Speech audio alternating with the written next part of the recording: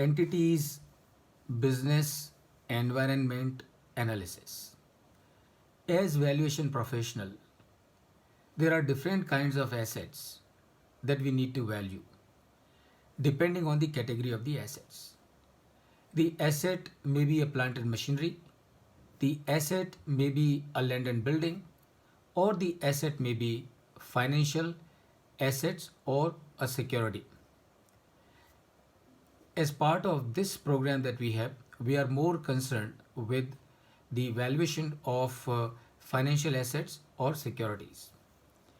But remember, it doesn't really matter whether we are doing valuation for land and building or for plant and machinery or for financial assets or securities.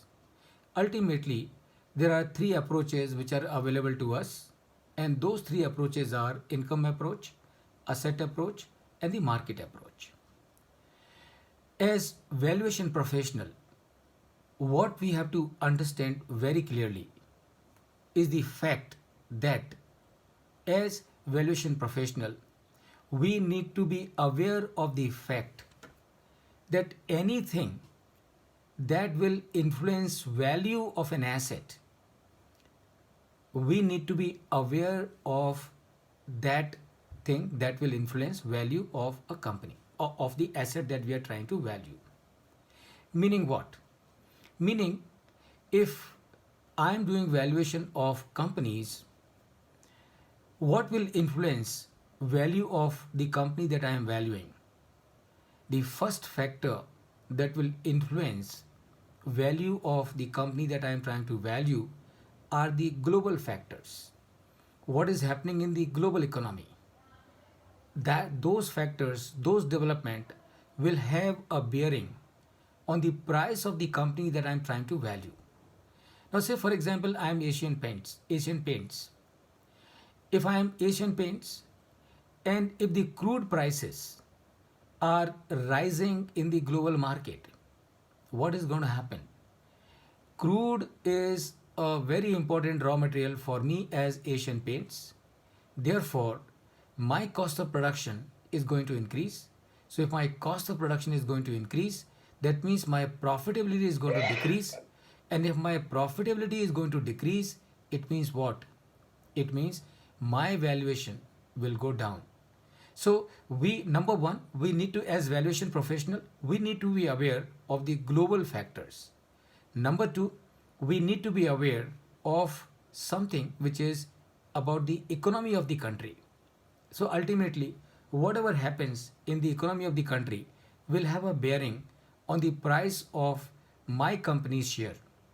So if the inflation is increasing in the country, if the interest costs are increasing in the country, if there is a recession in the country, if the dollar is appreciating, and when I'm importer, so all these developments ultimately will have an impact on the price of my company share or on the valuation of my company.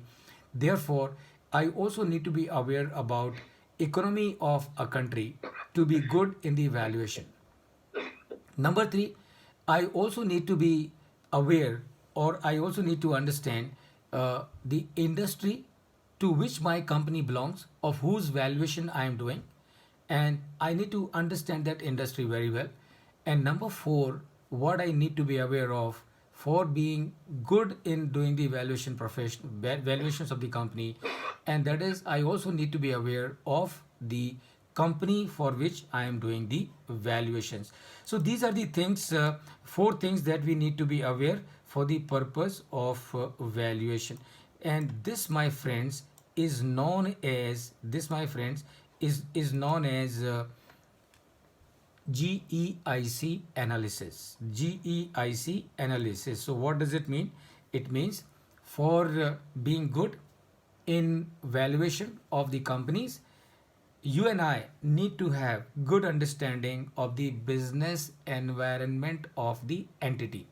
And why you and I need to be good in the business environment analysis of the entity? Because everything which is happening in the business environment of the company, one way or the other, it is impacting valuations of that company. And that, my friends, is all about entities business environment analysis.